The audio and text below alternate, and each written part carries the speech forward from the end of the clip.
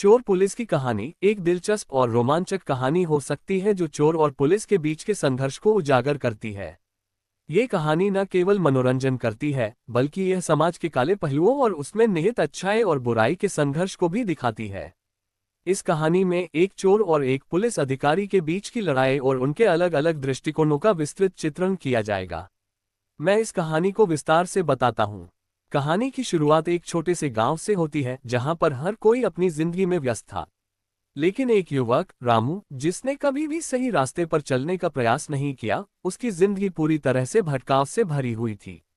वह बचपन से ही अपने दोस्तों के साथ शरारत करता था और धीरे धीरे वह अपराध की दुनिया में घुस गया।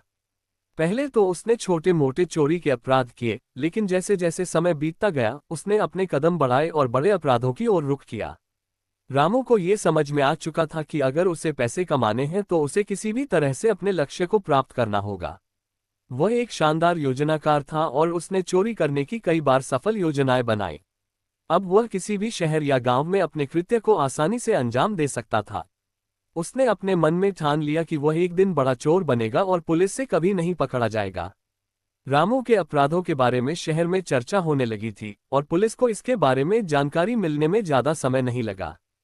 पुलिस विभाग के वरिष्ठ अधिकारी इंस्पेक्टर विजय कुमार एक साहसी और ईमानदार पुलिस अधिकारी थे।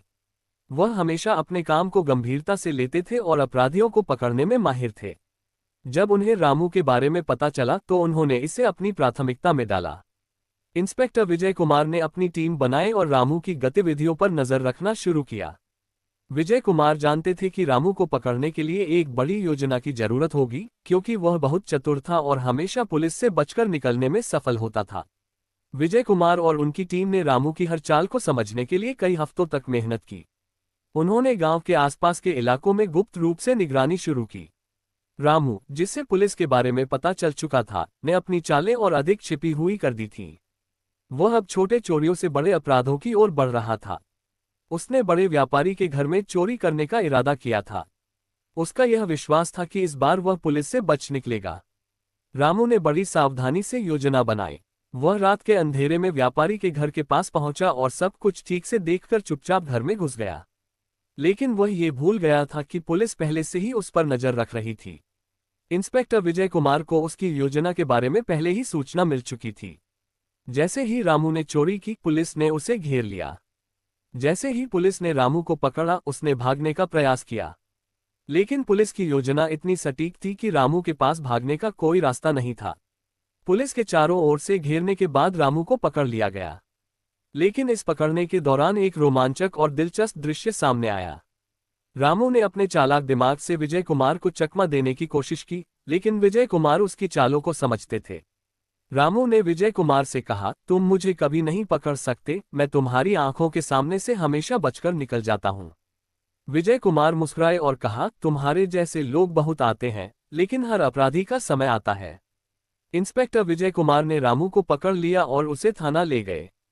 थाने में रामू ने अपना बयान दिया, लेकिन विजय कुमार ने यह महसूस किया कि रामू केवल अपराध नहीं करता था, बल्कि उसकी पिछली जिंदगी में बहुत कुछ था जो उसे अपराध की दुनिया में ले आया था। इंस्पेक्टर विजय कुमार ने रामू से पूछा, तुमने यह अपराध क्यों किया? क्या तुम्हारे पास कोई और रास्ता नहीं था? रामू थोड़ी देर चुप रहा, फिर उसने जवाब दिया, मेरे पास बचपन में कुछ भी नहीं था। मेरे माता पिता गरीब थे और मैंने हमेशा देखा कि मेरे आसपास के लोग सिर्फ पैसा कमाने के लिए हर तरह के गलत काम करते थे। मैं सोचता था कि अगर मैं भी यही करूं तो कम से कम मुझे भी एक बेहतर जिंदगी मिल जाएगी। विजय कुमार ने गहरी सांस ली और कहा, समझ सकता हूं, लेकिन इसका मतलब यह नहीं कि तुम गलत रास्ता अपनाओ। कोई भी काम अगर गलत तरीके से किया जाए तो उसका अंत बुरा ही होता है। तुम अपने जीवन को नया रास्ता दे सकते हो, बस तुम्हें मेहनत और ईमानदारी से काम करना होगा।